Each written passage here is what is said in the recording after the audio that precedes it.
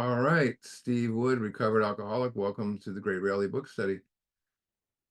Um, it's funny because I was mentioning that retreat, and one of my friends did a talk on fear, and he opened it up by saying, when a painter, a famous painter, they step back away from their painting, and they do that to get a complete view and to see if anything needs to be improved or emphasized.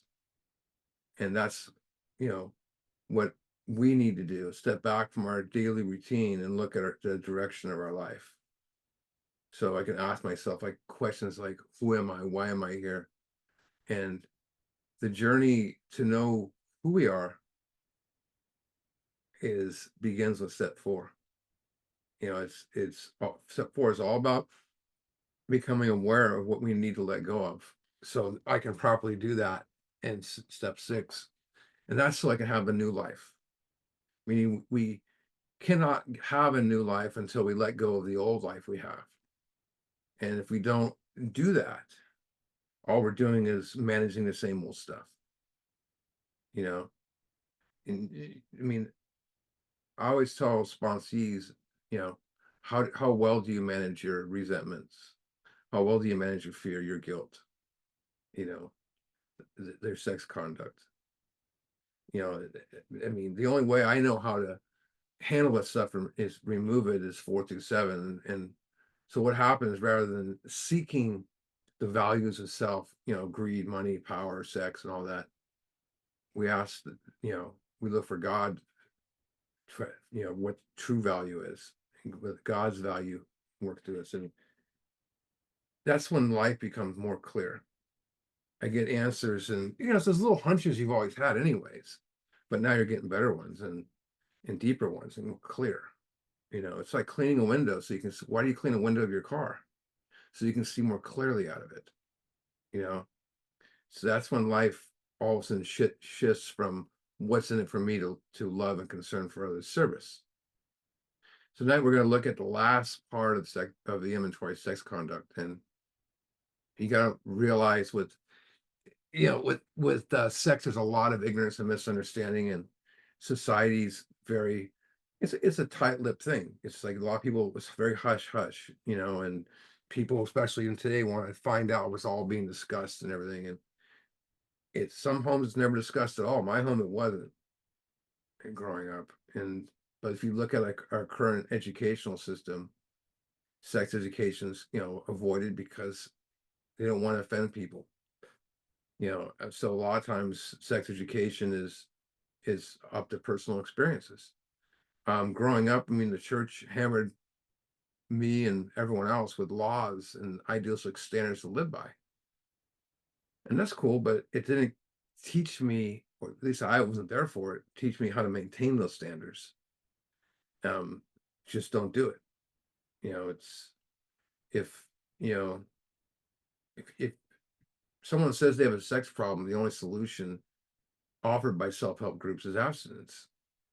You know, if someone says they have a sex problem, they're like, well, change the subject.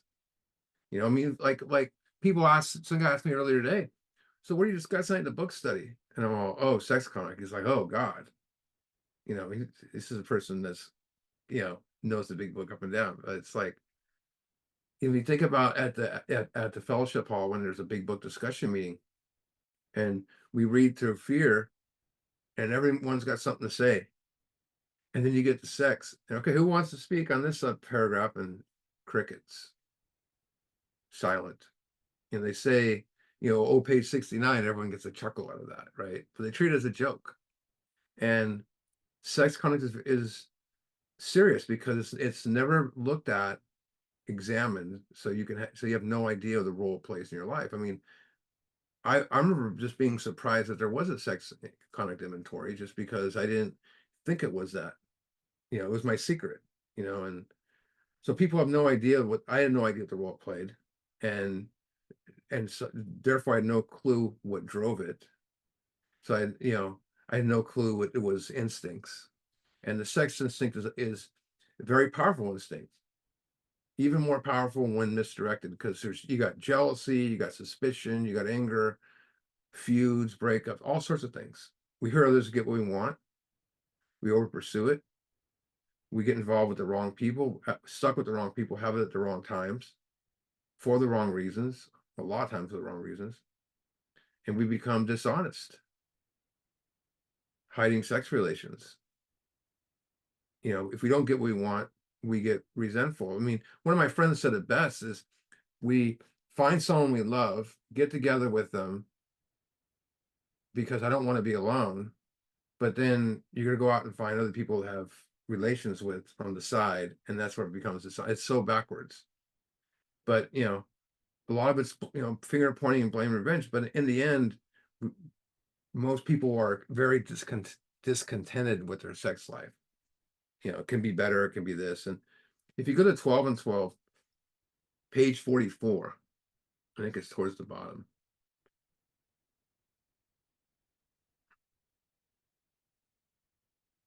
That's 12 and 12. Every time a person imposes his instincts unreasonably upon others, unhappiness follows. In the pursuit of wealth tramples upon people who happen to be in the way, then anger, jealousy, and revenge are likely to be aroused.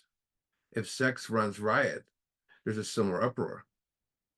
Demands upon other people for too much attention, protection, and love can only invite domination, revulsion, and the prospects themselves. Two emotions quite as unhealthy as the demands which evoke them.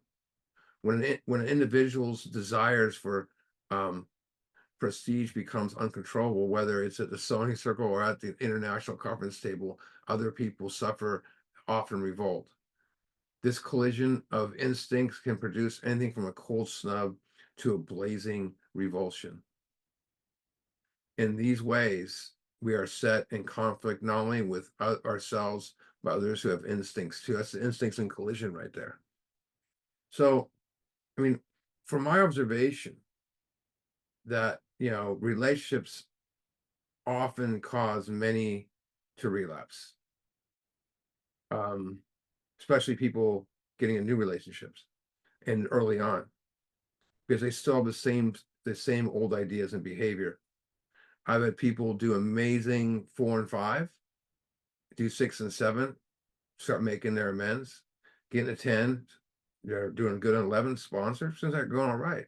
But then they get more aware of their resentments and fears by doing, inventory, maybe even hearing inventory. So they got it going on, but um they're getting truly to understand their self-esteem, their pride, and all that stuff like that, right? And they're starting to finally live life. And then they get in a relationship and the sex instinct overpowers them, and I witness them become jealous and controlling and distant. And what happens is they won't look, you know, they won't look at it and instead go in a spiral and they go backwards. Because they still live by the same old ideas and behaviors with sex. That's what I mean when I say, sex instinct is very powerful. You have to, we've been through it on this inventory, because it's we have to be very thorough, because we're not going to inventory sex conduct that often in step 10, especially if you're not in a current relationship. If you are rigorously honest with this inventory, it will help you let go of old ideas, right? Because this inventory is not about forming it's about forming a sane sound ideal for our future sex life. So this is the only really part of the inventory they're asking us here. I want you to form a new ideal for this, and then growing at that ideal. So if you don't do it with that frame of mind, you don't know what you're going into. So we're analyzing our past life in order to develop a healthier one. Sex life for the future, call it. You know, I want to mention, I see people mess up here a lot. It's you know because they're not making amends for their past misconduct and sex relationships. They still want to be right. So let's go to page 68. There's a lot of good information in these pages, and every time I study them, I and do a book study, I think I improve a little bit with God's help, of course. Um, it shows me definitely on these pages there's a spiritual solution to any problem. So now about sex, many of us need an overhauling there. So it's not a tune-up, it's an overhauling. There's a difference. A tune-up is a simple preventative maintenance where we replace, of your engine, you replace the spark plugs and cleaning and adding new filters and to ensure the car continues to run well. An overhaul is totally different. It's more time consuming. It's done after a major engine failure and or that get rid of that find out where that knock is coming in the engine, right? Something's wrong. So we take apart and disassemble it piece by piece. Why do we take apart the engine? To examine it closely. I want to find out, what repairs, renovations, and adjustments need to be made. But the most important thing is we're going to get rid of the parts that no longer work and replace them with new, better parts. At the same time, the parts that still work, I'm going to keep. So, we're repairing the car so it can be like a brand new car. The same thing here. We're doing the exact same here. We're getting rid of stuff from our sex life that no longer works and never worked to begin with, and we're keeping what works. See what it says here. Above all, we must be sensible in this question. Sensible means what? Sound judgment, right? To make intelligent decisions. Level-headed. It's easy to get off track. Here we find human opinions running extremes, absurd extremes perhaps. One set of voices cries that sex is a lust of our noble nature, a basis necessity of procreation. There is the voices that cry out for sex, sex, and more sex. The voice, we call modern recovery the committee, right? People always say that. With with sex, that that voice can be insane, you know, and that voice comes from within us because it's instinctual. But it's your misdirected sex instinct. It's nothing spiritual about it. I always ask people in their fifth step, what do your voices say to you? And they sit there and they go, it's an interesting question. Look what it says, for more sex and more sex, who bewail the institution of marriage. That means to express unhappiness, disappointment, who would want to get married anyhow type stuff. Who think that most troubles of the race are traceable to sex causes. They think we don't have enough of it or isn't the right kind. They see its significance everywhere. One school would allow man no flavor for his fare, and the other would have us all on a straight pepper diet. One thing you hear at meetings a lot is no relationships for 1 year. It's almost like some people, think it's about recovery, and you know, where in the book does it say that? Let's go to that page. It's not in the book. There's no page in the book that says that. I've heard guys at meetings say, "Oh, but and remember in the book it says no," and I'm like, "No, it's not in the book." Um, let's see what the book really says. We want to stay out of this controversy. We don't want to be the arbiter of anyone's sex conduct. So the arbiter it's like a neutral person that has authority. What's their job is to settle dispute, control the outcome. It's like a judge. Thank God we're not controlling another's sex conduct. But you see sponsors quite often, some of you may have had sponsors before that try to give you advice, relationship advice, who you should date, what you should say, telling them, to break up with a person. I had one person I just got as a sponsee because his previous sponsor fired him because he wouldn't get a divorce. I'm like, that's just weird. And trying to run a person's life, that's not sponsoring. Your job is not to run a person's life or keep them sober. Your job is to take them to the steps. You know, um,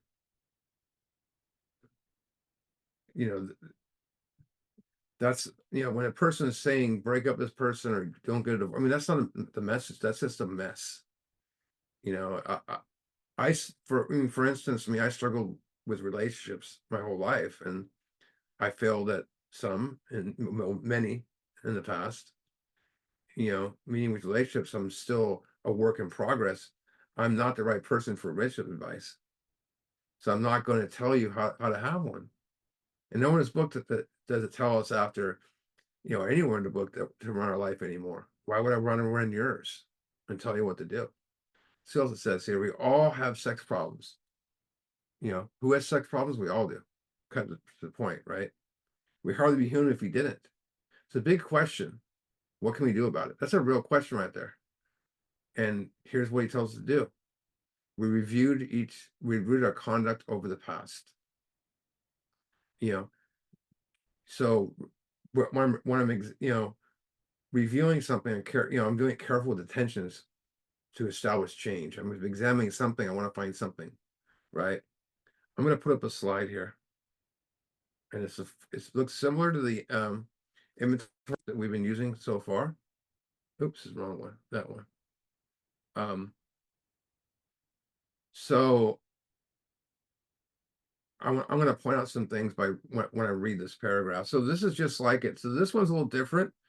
You put in um, if it's a resentment, if it's a harm towards sex, you put H. It's a feared within sex, you put F.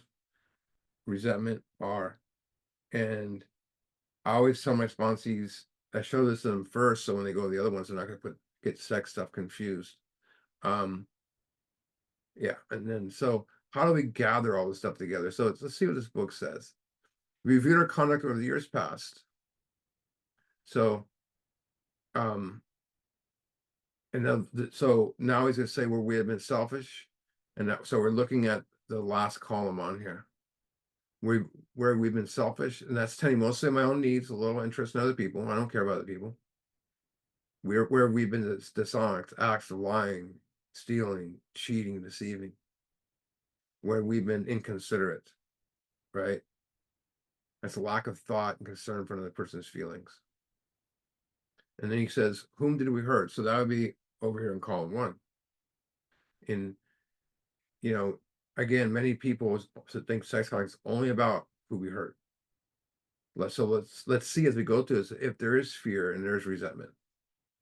Did we unjustifiably arouse jealousy? So jealousy is a negative emotion where we believe someone's trying to take what's ours. And what does that lead to? Insecurity, fear, anger, resentment. Take action on the anger, it's a harm. Jealousy is the root of many insecurities. This tells me there's resentments, fears, and harms. Just that one sentence. Where did we unjustifiably arouse suspicion? Suspicion is believing that someone's guilty of wrongdoing. More fear, perhaps resentment. Do we unjustifiably arouse bitterness? So bitterness is a feeling of what? Deep anger, resentment. I was so miserable, I would just, bleed the life out of a relationship, you know, and leaving the other person empty, just bitters with resentment from both sides. Here's another deep question, very deep question. Where were we at fault? Well, just like where were we to blame? We're going to look at this and we'll disregard this part as we find the answers. We'll find it in 3 and 4. And here's another deep question: what should we do instead? And I think by the time we're in the 5th step on this part, you'll start to have an open mind about solutions rather than arguing with your sponsor about certain things. So this is a very spiritual question. Questions we never looked at before. Both of those questions: were we at fault? What should we have done instead? That it's not, I shouldn't have gotten together with her in the first place. That's not what the answer we're looking for here. It's more like the opposite of that. It's like the opposite of what you did. It's about change in temperament and character. So here's the reappearing. They mentioned this in resentments and fear already. Condition of inventory again. We got us all down on paper and looked at it. So that's that condition. So let me give you guys a few examples of what a resentment towards sex might look like. So I'll say my old girlfriend, because she cheated on me, right? affected my personal relations, gave me low self-esteem, affected my pride, um, affected my emotional security, sex relations, and it affected all three ambitions: social, security, ambitions. Because I'm no longer with her anymore. Everything's changed, and I would say it was um, selfish and frightened. Now I'm going to look at it from a harm perspective. Let's look at it from a fear first. Fear would be um, fear is sex life's not going to be. I'm not going to have a sex life anymore. I'm not going to have. It's not going to happen. Fear.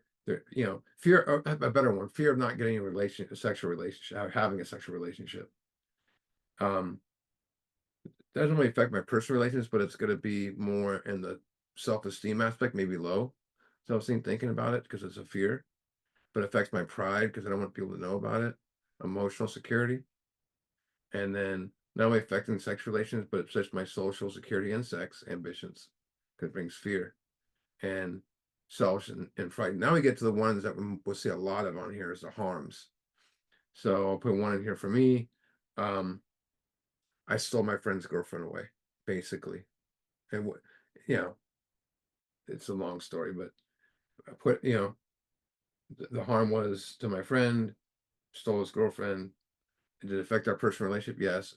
Gave me low self-esteem, pride, emotional security. Um, did it affected my sex relations because I was messing around with her, and social security, and I want to say sex ambitions, but it was because it all ended after that. But it was dishonest, self-seeking, frightened, and most of all inconsiderate. So the inconsiderate, I say again, is a new one because it's lack of, you don't care about the person's feelings. You don't care about anyone else but yourself. It's just an extension of selfishness. But a big misconception about sex inventory is that our problems are always caused by sex, you know, sex instinct or sex relations, right? It has a lot to do with self-esteem and security. People with low self-esteem are always in need of security, emotional, financial, right? And may use sex to build their self-esteem, or at least thoughts of sex. And or they do it, think they get past self-esteem by having sex with a lot of people. I'll give an example, like my cousin, very shy guy, but in the big book it talks about, you know, when man is cocky, it was worse. It's cocky and worse because um also talks about the nosy Goodfellas trying to crave attention but never getting it. That was him, and he would put on this character that he was Mr. Cool around all these girls and joke around, but he wasn't like that. And so girls would be attracted to him, and it helped him. He told me years later after he did the steps, he said that helped him with his self-esteem. Sounds crazy, but um it harms a lot of people in the process, and some have sex to boost their pride. As we do resentment and harm, we want to see what's driving this. You know, so I'm going to show you guys. We looked at this a few weeks back for harms. It's a primer sheet, and it's a definition of cheat of dishonesty, and you break it down to a primer sheet. List people you lied to, cheated on, deceived, and stole from. Right now, I tell my sponsees to fill this out for harms, but if any of them have to do with sex, they go over the sex conduct inventory. So this is just a fishing exercise, you know, and add them to the inventory sheets after you're done. It's just another primer sheet. I'm going to close this up. So, I mean, honestly, my prayer for this inventory was, dear God, can I skip this part? Because I did not feel like I wanted to do this. I didn't want anything to do with this. And it's where I was with it. And, um, I heard lots of people from, all different angles and of resentments, fear, and harms. But here's the real reason why I'm doing sex inventory, page 69. And that's why we tried to shape a sane, sound ideal for our future sex life. Like I said, we're molding ourselves for the future, right? Sex conduct inventory is, like I said, is misunderstood because it's not about intercourse. It's about four things: our conduct, our motives, our instincts, and then to shape a sane sound ideal for our future sex life. Say that one more time. About four things: our conduct, our motives, our instincts, and to shape a sound, sane ideal for our future sex life. Sane means well balanced and rational. We mentioned that earlier. And sound means complete whole. It's away from bad decisions. When following our instincts, we're only focused on external life. We're not focused inside ourselves or anything, or looking for right and wrong. You know, how we look for how are we out here? We want people to see a person who has it all together and has everything figured out. That's the actor we play. But in all honesty, there is there's way more to the image we portray. You know, it wasn't until I saw within that I discovered I have a treasure chest full of endless possibilities called ideals. Edgar Cayce is my favorite writers, and he said our ideals are always present, either consciously or unconsciously, the basis for motivating our lives. It's an older word. I mean, it was really popular, used a lot in the metaphysics age, but in the 20s and 30s. But an ideal, what it is, it's a principle, or you can say our value, that's where within us, right? And when we actually pursue it, leads to growth, even more growth if we actually have it, right? And get it. But it's what you truly want in your life, what's in your heart, I mean, if you're working, shoveling, doing roofing and you hate that job, but you're real in your heart, you want to be a veterinarian, are you gonna be happy with your job? Are you gonna be happy with your life? So ideals, so that person's ideal would be a veterinarian. But so they get purpose to life, and they tell us what to strive for, and most important, what to take action on. So the measuring sticks for who we are able to become physically, mentally, emotionally, spiritually. So they can lead that can lead to higher consciousness. I mean, who doesn't want to reach their goals and experience their dreams, right? But why don't we? Because we refuse to start truly living. We live in fear. I better get a high-paying job because I'm not going to have enough money, which is understandable in this day and age. I don't want to be alone, so go with hook up with someone. If you're doing the steps, you're living a spiritual life of constant growth, which automatically brings focus to your ideals without even knowing it. When most people I bring up ideals to, who are further along in their steps, pretty far along, maybe a few years, they find out, hey, you know what, I'm actually doing all the stuff I want to do now. So it's how we can be fully human following these ideals. That a life without living our ideals is empty, and it's empty with regret, where I say, I wish I would have done this. So our ideals can be more than thoughts. They can be our reality.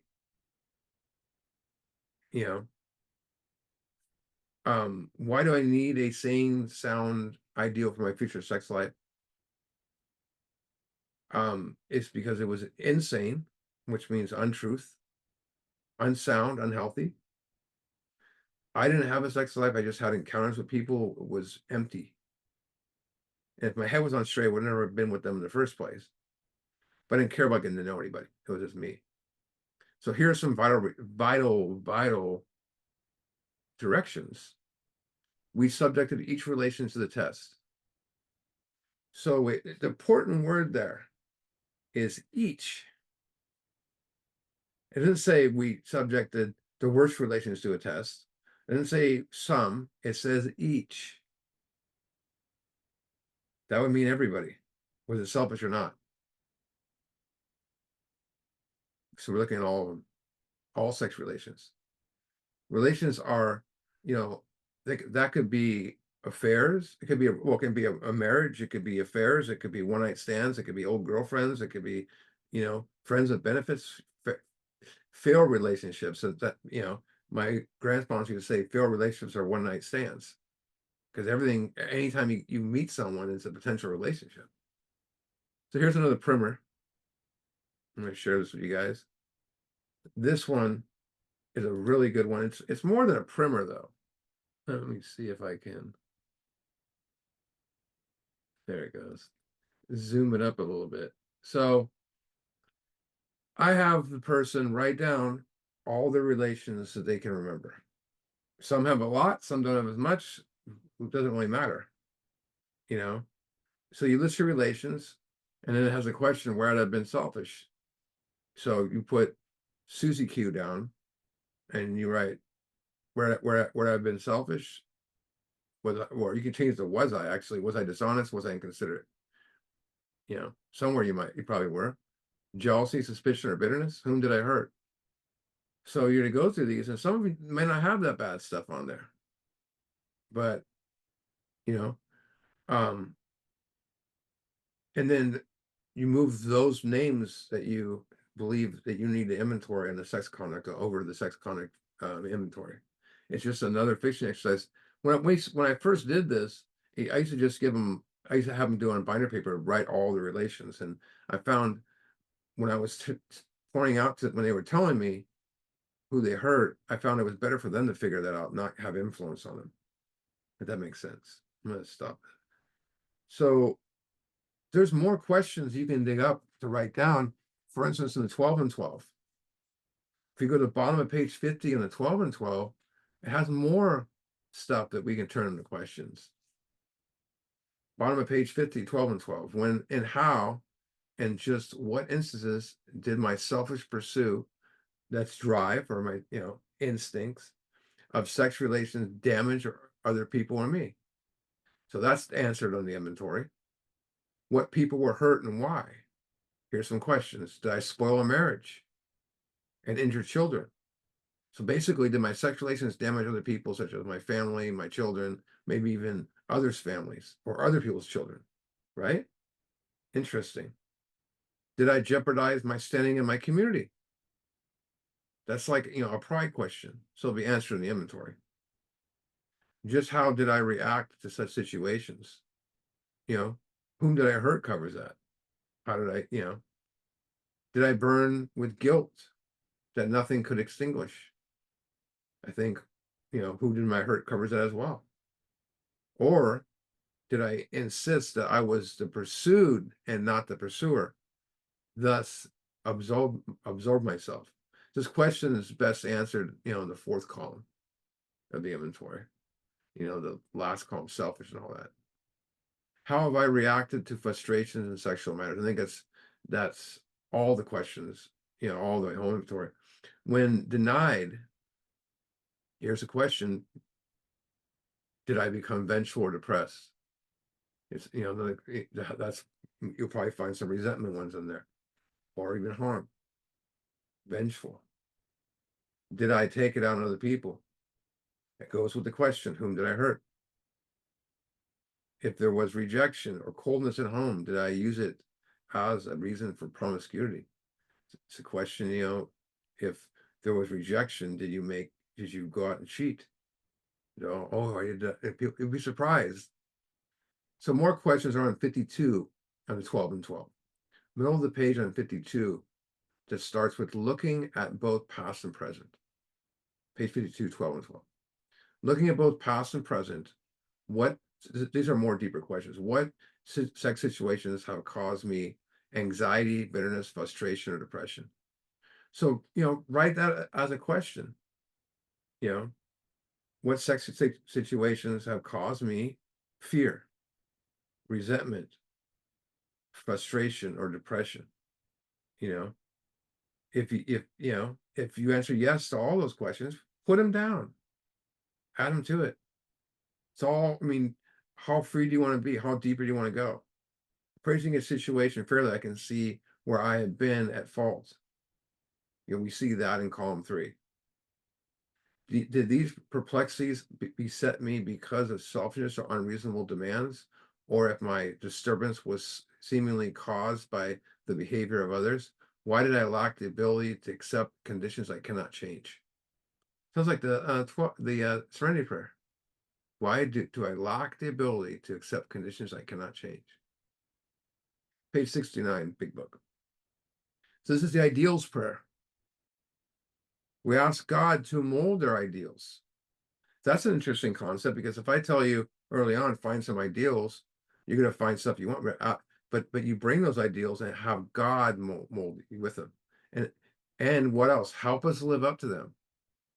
So why do I ask God to help mold my ideals? Because, we have not gotten them on our own. It helps with the fear, everything goes with it. Remember, always our sex powers are God-given and therefore good, none to be used lightly or selfishly, or to be despised or loathed.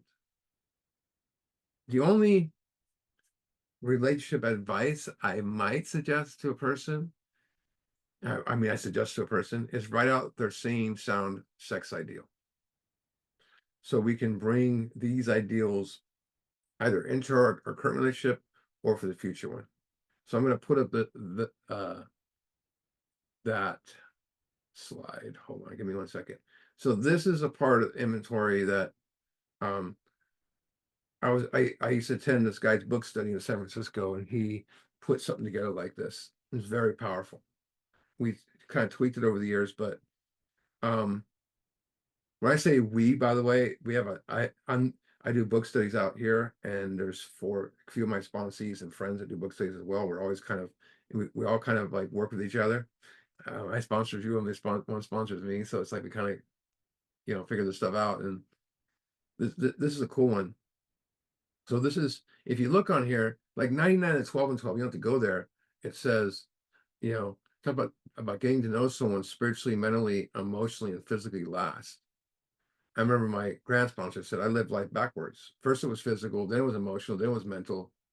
Spiritual, it didn't really matter, but this is, we're looking for something different. So you have 7 up here: spiritually, mentally, emotionally, physically, socially, and sexually. um Perhaps it's what you've always wanted, except you're not trying to control it, right? So the same sound ideal, life is built on truthfulness, honesty, and spiritual wholeness. You're not describing or finding the future Mr. or Mrs. Right here. It's about forming morals to live up to, so that you have what you always wanted within. By moving towards those ideals, you discovered the standards that you want. So, here's the thing: is everyone's different here. But so the first one we have is I want to know my ideals. So I put a 1 here for spiritually, and maybe I say I want to have oneness with God. I want to, or I want to be of service, something like that. Mentally, I want to be able to think on my own 2 feet.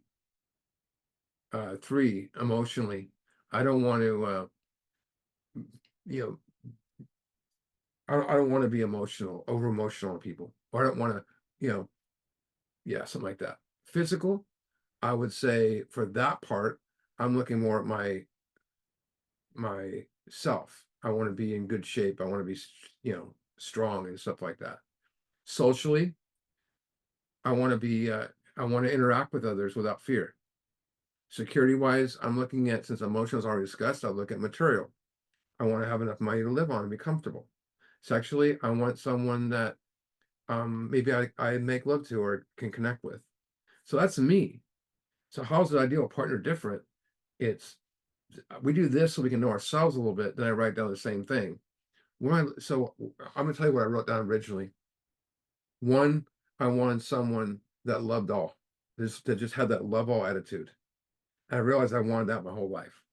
And 2, I wanted someone that could think on their own 2 feet. Wouldn't get all caught up in stuff. Emotions, I wanted someone that didn't base their feelings always on emotions.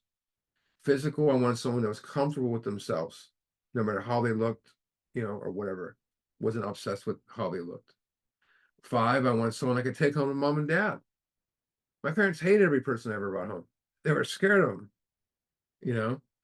And then security wise, I wanted someone that I could grow financially with, and sexually, someone that I could make love to and which I didn't know even what that meant at that time, because it never what it wasn't didn't exist. And about 5 years, I met my wife, and I had 5 years of sobriety. Now I didn't go around interviewing people. This is my pocket. This is coming from here, their ideals I had. And I met my wife, and it just clicked. And about 10 years into our marriage, I found this old ideal sheet I had and it described her perfectly. The only, but there's still things we work on here. We work on probably most security wise, because there's always some money discussions that have to happen. But I'm aware of it. It's my ideals. It was very important to fill this out. Extremely important. Um, like I said, everyone's different. Everyone has standards about sex, meaning everyone's ideals for sex, will be different there. Someone writes on here and their sex thing is that do this and do that, put it on there. You know, more power to you. Whatever you need to put down there for your ideals. You know, um, but we're not trying to change your ideals. To change your ideals and standards. We just want you to understand them. And ideals might be attributes and behaviors we would like to bring into a relationship. Um, you know, I've had sponsees before. Remember, I told you at the beginning, they're kicking ass with the program and they're sponsoring. Then they get in a relationship, and since they're not really familiar with doing inventory that much on it, and they didn't really do this ideal sheet like this, I call them up, and after they fill out the ideal sheet, I start doing it. And I call up, and the guy go, "This girl doesn't know what she's doing, and this blah blah blah." And I go, hold on a second, go get that ideal sheet." And he starts reading it back, the ideal partner, and I go, "Does any of these match with the person you're with?" "Well, maybe I can make her that." No, I've had people do this for marriages they're in too, and it's amazing what they find, and it helps. Sometimes it ends it because it's your life. When I say ends it, meaning they come to the conclusion it's going nowhere. Um, so I'm going to close this up.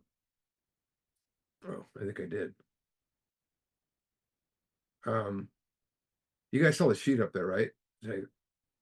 Yeah, okay. I don't know if I closed it up or not. So many people find it difficult to understand what an ideal is. They think it's a goal. But people always ask, "Not, they're goals, right?"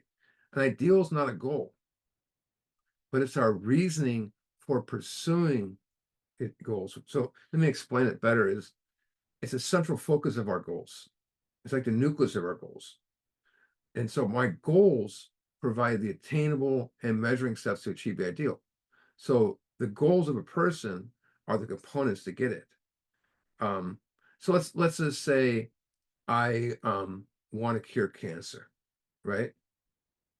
So my goal, that's my ideal, is to cure cancer. So my goal is to achieve that, to become a to achieve that, my goal is to become a doctor.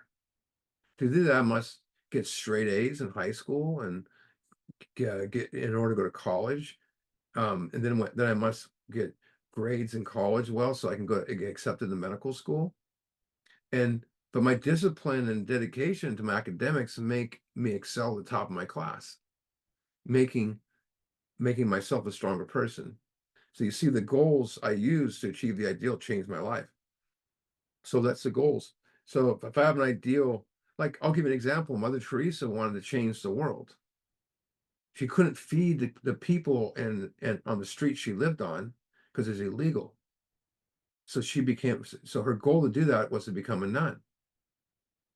And like I know I studied Bob Marley a lot, and Bob Marley, he wanted just to he wanted to be like a preacher at first, but he didn't think he'd get to anybody. So the chief's ideal to teach people about loving all, he became a musician.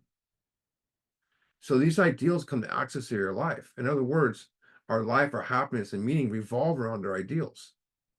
So achieving ideal, it becomes a way of life, and the goals transfer us as we pursue them, right? So our ideals become, like I said, the axis of our life. And So here, a good way to, like, uh, I've been to different workshops and stuff, and this guy did an interesting one to know your right, to know a simple, just a simple ideal you might have. And he said, where do you spend your extra money? What do you think about the most? And where do you spend your free time?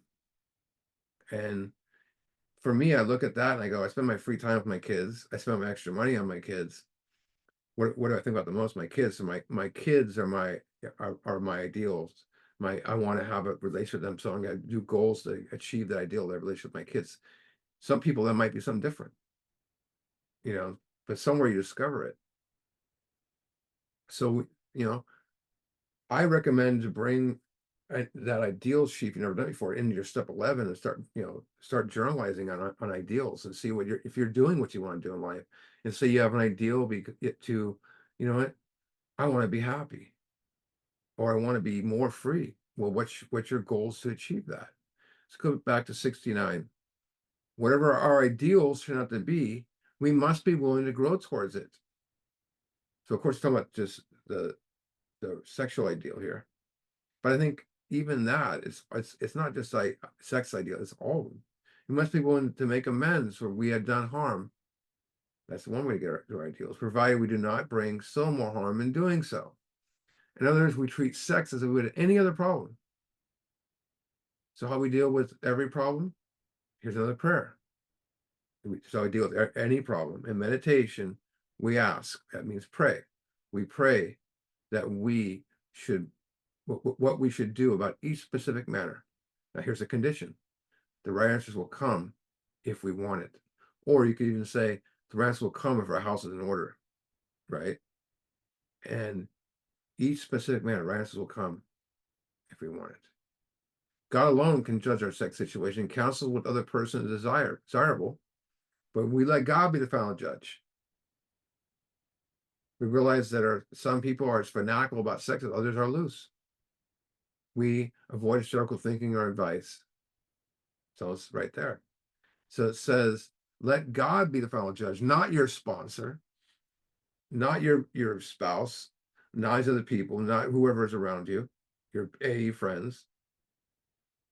Don't let those people, anyone play God. Don't let your sponsor play God. I love the fact that my sponsor, when I asked him about breaking up with someone once, he looked at me in the eyes and he says, that's between you and God. That's my new sponsor I had, years ago. That's between you and God. And I went, see, I always turn to people. We're so used to turning to people for everything. Oh, what should I do? How often have you done that in your life? Oh, what should I do now? Now they're asking us to follow what's been inside of us our whole life, where our love and our ideals and the spirit is, and connect. The rest will come if we want it, if we're ready for it, right? We let God demonstrate to us what he can do. Now, if you look at that, that paragraph, we realize that it says we let God be the final judge. The key word here is let. That means to allow, permit. It's all over this book, the word let. It might be the most important word in this book. Let means to allow or permit. Let is a spiritual condition. You have to let God to receive God, to allow God. You have to let God. Look what it says. Suppose we fall short of our chosen ideal and stumble. Does this mean we're going to get drunk? Some people tell us so, but it's only half truth. Depends on us and our motives. Very important. If we are not sorry for what we have done, if we are sorry for what we have done, we have an honest desire to let God, there it is again, let God take us to better things. We believe we be forgiven and have learned our lessons. It doesn't say if we're honest if we have if we're sorry for what we have done and an honest desire to do better things. Honest desire to let God take us to better things. God is the captain, right? We believe we have be forgiven, learned our lesson. Again, let God takes us to better things. Allow and permit God to take us to better things. Last week we read I mentioned a minute ago. Let God demonstrate what he can do. Letting God is perhaps one of the, if not the deepest spiritual acts you can do. Um, it leads us to the spiritual condition of consciousness. You know, only the steps can take us into those deep waters that far. Do you have a desire to let God take you to better things like love, peace, calmness, happiness, forgiveness, freedom? Keep adding to the list. We say it, but when push comes to shove, do we need it? When fear happens to us, do we still follow what our see? Those are ideals there too. I have an ideal for love. What goals am I going to use it to have to love all? To do inventory, peace, same thing, calmness, happiness, forgiveness, right? But when push comes to shove and fear is present, do I take the easy way out? If we're, said if we're sorry, we're not letting God guide us, you know.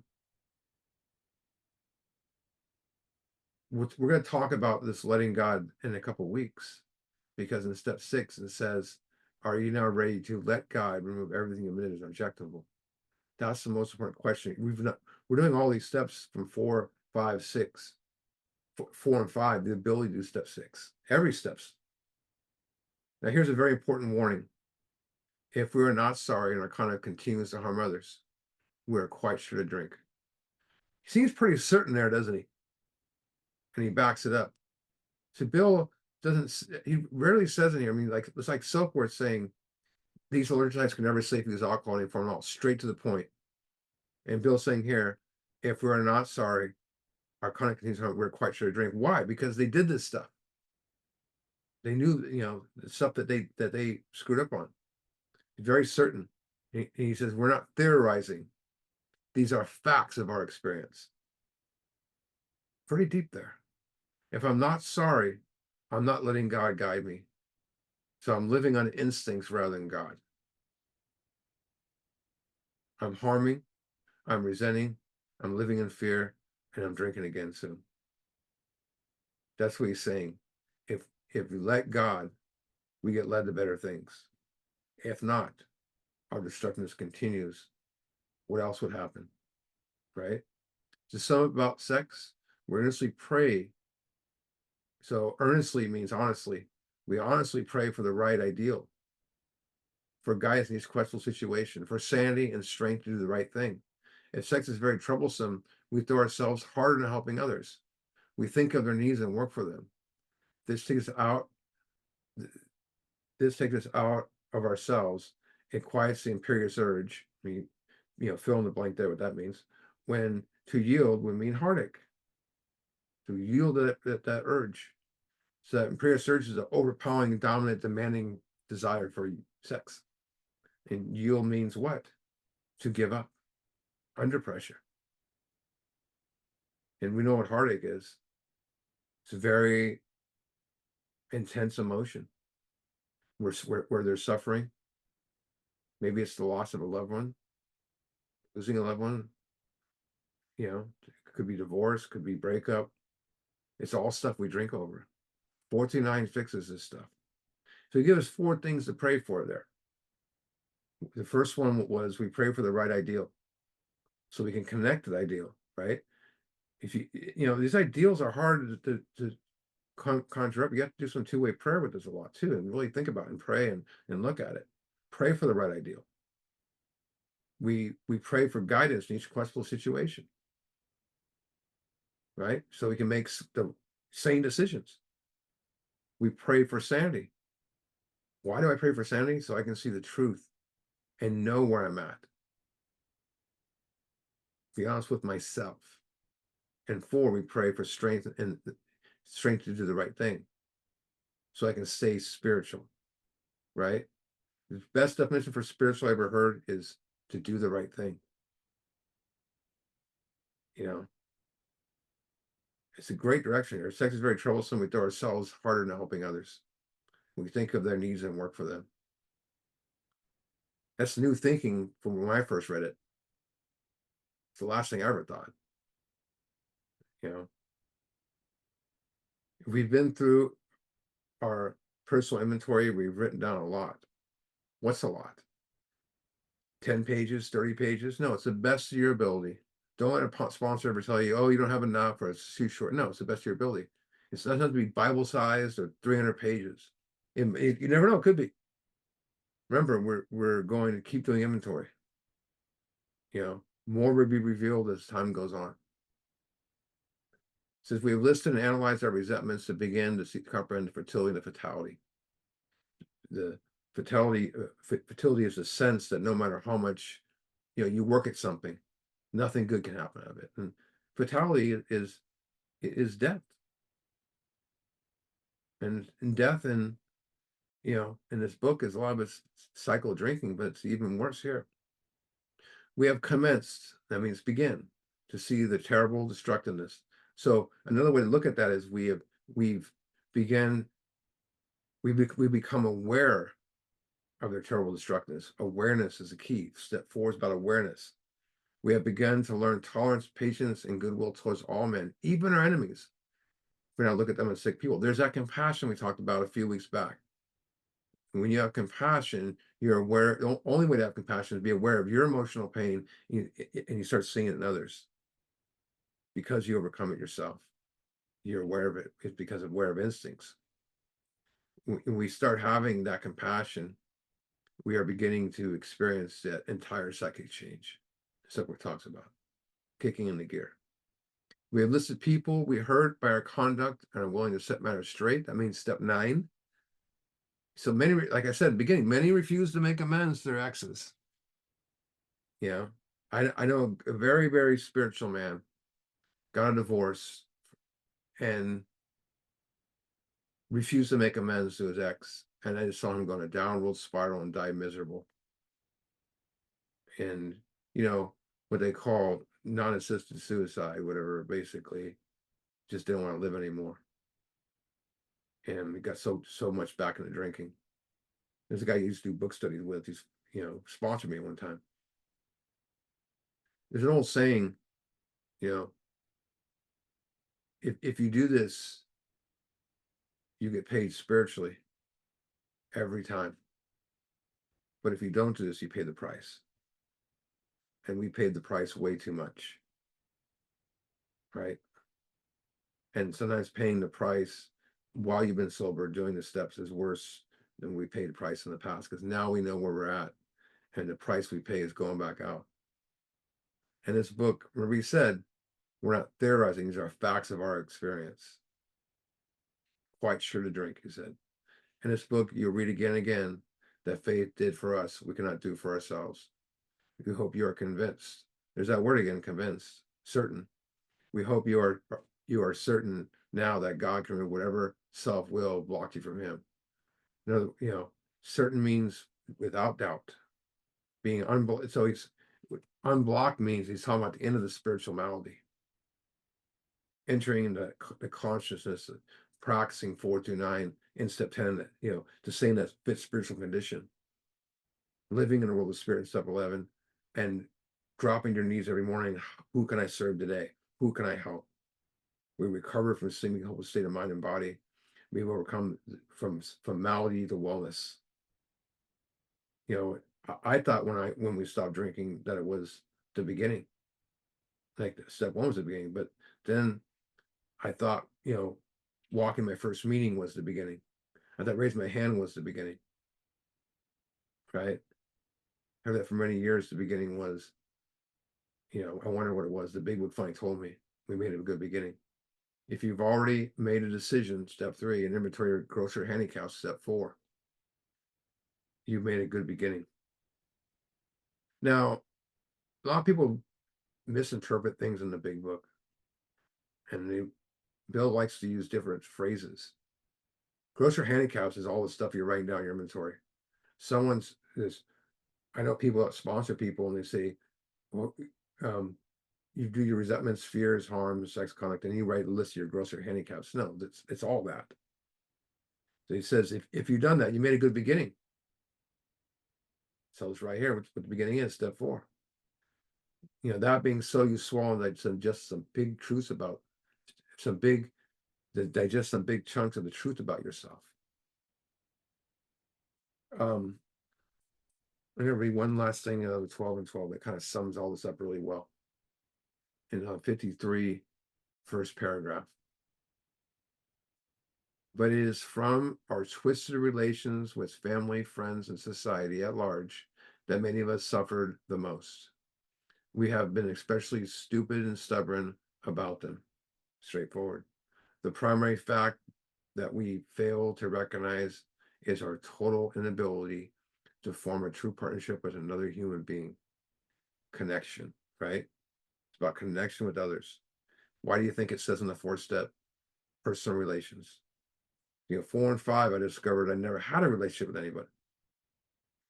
And once I formed a relationship with God, God showed me how to have a relationship with everyone. Love all. I found out God wants, I found out what God wants me to be, or you to be, whatever.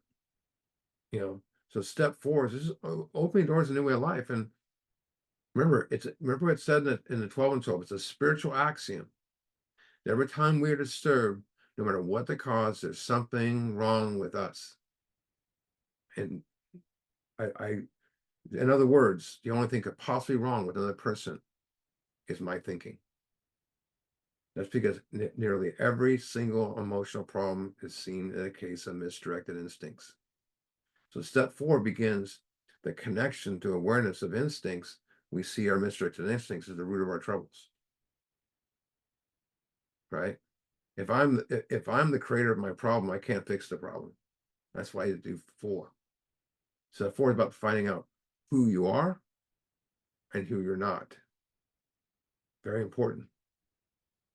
I mean, a lot of people only want to focus on who they're not and the bad things they did. You find out how good you are in certain aspects, and we grow up on that. That's why it's the overhaul. We do that so we can let God remove all the stuff that stands between you and God. A good way to sum up step 4, and I say this when every time I share an hour-long share or so. I understood myself only after I destroyed myself, and only in the process of fixing myself I discovered who I really am. I understood myself only after I destroyed myself, and only in the process of fixing myself I discovered who I really am. So next week we're going to start 5, and we'll probably be in that for a few weeks, and then 6 and 7. We're moving along, so I'm going to stop the recording, and they changed the thing out here again.